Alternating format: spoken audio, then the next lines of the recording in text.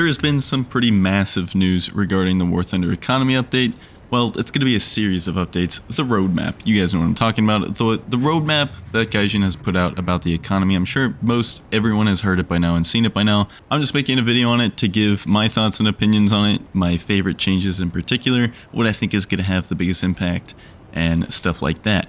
So it looks like the funny review bombs everyone was doing seems to have worked out in the end. We're getting a better game out of it in the end of the day. So congratulations to everyone that did their part, I guess.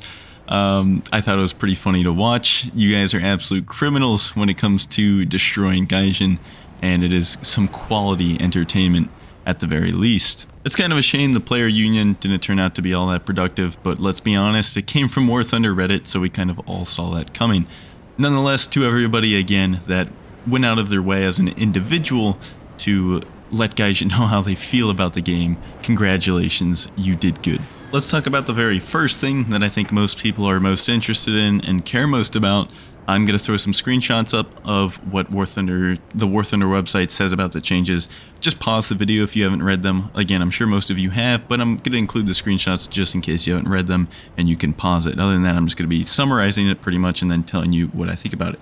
So for the Silver Lions economy in general, they are increasing the amount of SL you get per battle. They're lowering the repair costs of all the vehicles pretty much. Not literally, but a lot of them are getting significantly reduced repair costs, which I will put a link to the description down below. In the description down below, there's going to be a spreadsheet that's going to show you all of the intended repair cost changes. Overall, it sounds like good stuff to me as far as the Silver Lions changes there.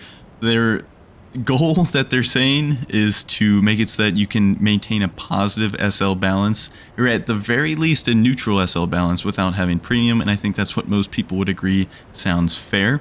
They are also standardizing the Silver Lion rewards for vehicles in the same class, BR, and economic rank, and I actually really like this. If you guys remember when I was talking about this situation a while back, it's kind of one of the main things I wanted. I thought if we had a more standardized repair cost system, people would probably enjoy that more. It would make sense a lot more, and it seems like they're going to try out some version of that. It's not exactly what I said, but any kind of standardization here I think is going to be helpful in the long run. So I'm glad that we're seeing that in the future. So just to summarize how that works again, if the vehicle is in the same class, battle rating, and rank, they're not going to have the exact same repair costs, but they're going to be pretty similar all across the board. Rank 6 and 7 vehicles are getting a substantial decrease in repair cost and an increase in rewards. And again, you can see some rough percentages of what kind of increases and decreases we're talking about in these screenshots if you want to pause the video. But overall, that is also a fantastic change. I will say a lot of these almost seem too good to be true. It seems like they're being really generous with a lot of this stuff, so we'll see if it actually makes it into the game. A lot of these changes, again, it's a roadmap. They're planned for the future. Going into 2023 for the rest of the year, they're going to be slowly implemented. So it's going to be interesting to see which ones actually get added and the way they said and which ones don't. Moving on to premium vehicles here. Premium vehicles across the board are going to have a lower repair cost and increased reward multipliers, just like pretty much every other vehicle in the game. It's also going to apply to premiums, so they are going to be a lot more worth the money than they are right now, which I think is fantastic because a lot of you know I am a strong advocate against buying something like a $70 premium. I don't think it's worth the money. I don't think anybody should be spending $70 on a single vehicle in War Thunder. I think that is honestly financially irresponsible. But in the end of the day, people are going to do it anyways, so I try to make them make informed decisions about what it is they are buying. Anyways, point is, I think that making premium vehicles more worth it to buy is definitely going to be a win for everybody, and maybe I won't hate them nearly as much anymore. Personally, I would think that Gaijin is going to see an increase in sales for premium vehicles because I think a lot of people are going to agree with me that it's a lot more worth it to buy one when you're getting a lot more out of it. So I think it's going to be a win-win for both Gaijin and the players here on this one.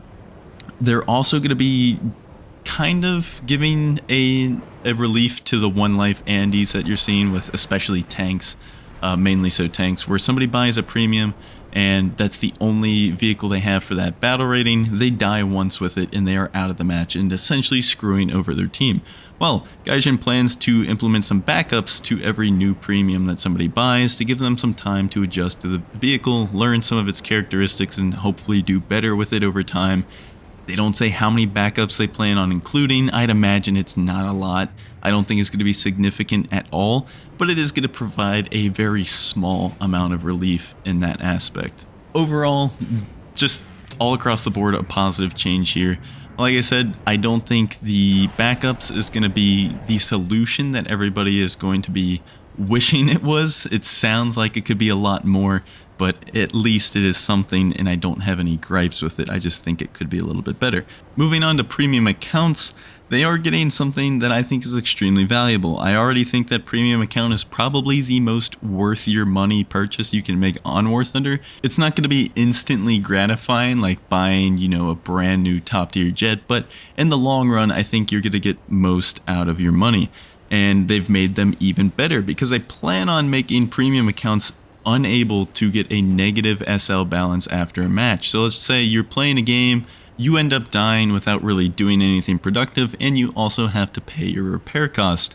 Right now, that would mean you're probably going to be losing SL. It'll show you like negative 10,000 silver lions on your results screen. Well, with this new premium account feature, you're going to have 0 at the worst case scenario. You're going to leave the battle having 0 SL gained and 0 SL loss. So basically it keeps you from being able to go negative SL in a match. I think that's massive. I think people are going to really like that one. The one caveat here is that if you team kill somebody, you're still going to be getting a negative balance. So be careful about team killing. Speaking of team killing, they are reworking the way the team kill works.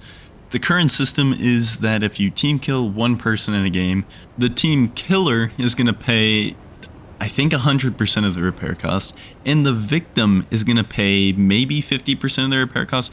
I'm not sure about the percentages exactly, but my point is the team killer is paying some of the repair cost, and the victim of the team kill is also paying some of the repair costs. That doesn't really make much sense. And then on top of that, if the team killer kills a second person in the match, the repair costs go the same way, except now they're going to be kicked from the game as well. With the revised team kill system, they plan on having it so that only the team killer is going to be paying the repair cost of the destroyed vehicle. So 100% of the repair cost is going to be on the team killer. The victim is paying nothing. That alone is a great change right there. But here's where it gets a little bit dicey. I'm not sure how I feel about this one. If you've made it this far in the video, let me know in the comments below what you think about this change. They also plan on introducing an apology mechanic where the victim has the option to forgive the team killer, but if they refuse, the killer will be kicked from the match immediately and then also still have to pay the repair cost. Even when forgiven though, of course, they are also paying the repair cost. So the repair cost is being paid by the team killer no matter what. But this forgive mechanic is really interesting. I'm almost curious as if it's too much. Like, is that too much punishment for a team kill? On one hand, I think it is going to make people a lot more careful about launching their missiles in top tier. Currently, people don't think twice about whether or not the missile launch is safe. 90% of the team kills that you commit at top tier with your missiles is your fault. A lot of people say, oh, you flew into my missile. Well, you should have made sure it was a safe launch in the first place. So on one hand, I think it might help with that. On the other hand, I feel like it's just going to happen so often that people are just going to be getting kicked left and right during a match, because even if the victim realizes it's an accident, they're probably still going to kick the guy out of spite. So I'm kind of indifferent about this one. Overall, the Silver Lion side, the repair cost side, is a great change, but this forgive mechanic, I'm not sure about.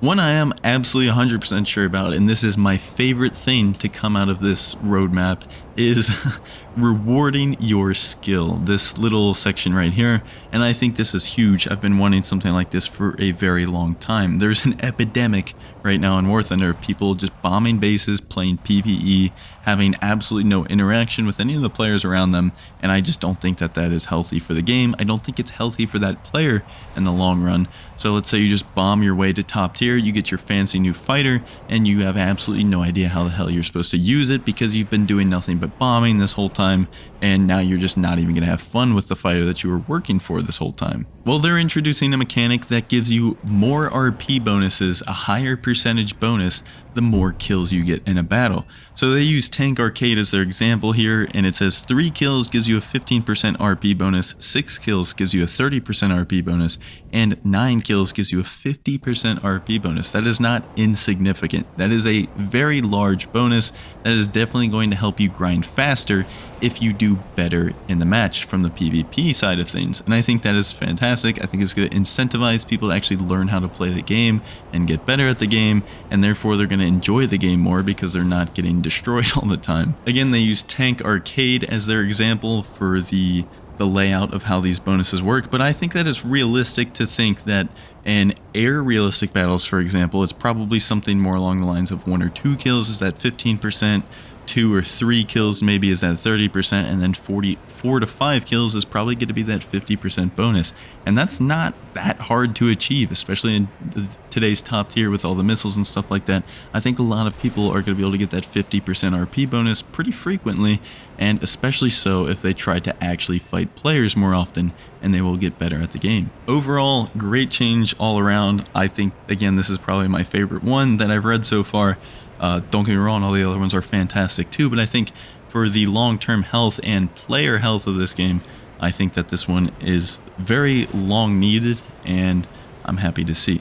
Lastly, here to wrap it up, I'm just going to throw the gameplay changes on the screen. They've pretty much only really talked about tank gameplay changes, so if you're a tanker, go ahead and take a look at these. I do have good news for my ARB players out there, because Real Shatter, as you'll notice, is not in that screenshot, which is really interesting because Real Shatter is probably the #1 plague on the game right now. But it is going to be addressed, at least they claim it is going to be addressed, and they plan on making the guns do real damage. They realize that everybody's upset, they realize nobody likes it, and if you check my latest community post, maybe it's my latest, maybe my second latest, I don't know. I have a community post from Oxy, who is a Gaijin representative. He said he spoke to developers. They said they're working on it, and it's going to be one of their main priority items after the main patch, which has already happened, and now they're just tweaking bugs from the patch and stuff like that, and then we should be getting some kind of update on Real Shatter. That's at least how it's hopefully going to go. Is it actually going to go that way? I don't know. There's really no way of knowing with this company. I hope so, and I hope it's satisfactory. The roadmap so far has been satisfactory. This is one of the best changes, economy changes, just all kinds of stuff that is really good, and I'm happy to see from Gaijin. It seems like they are trying, at the very least, to repair the relationship with the player base, which is great for everybody. So hope you guys enjoyed. Let me know in the comments what your favorite change is down below. I will read every single comment, even if I don't necessarily respond to every single comment. I do read them all, so feel free to type away. My next video is going to be a head-to-head BVR, just like I did with the MiG-29 versus the F-14. I'm not telling you what the two planes are going to be. You're just going to have to click on the video and find out, or just look at the thumbnail. That's going to work too. So hope you guys are excited for that. Seems a lot of people liked that style of video the last time I did it, so I'm going to see if I can do a couple more and see if we can kind of make our own thing out of it. Anyways, hope you guys enjoyed, and I'll see you later.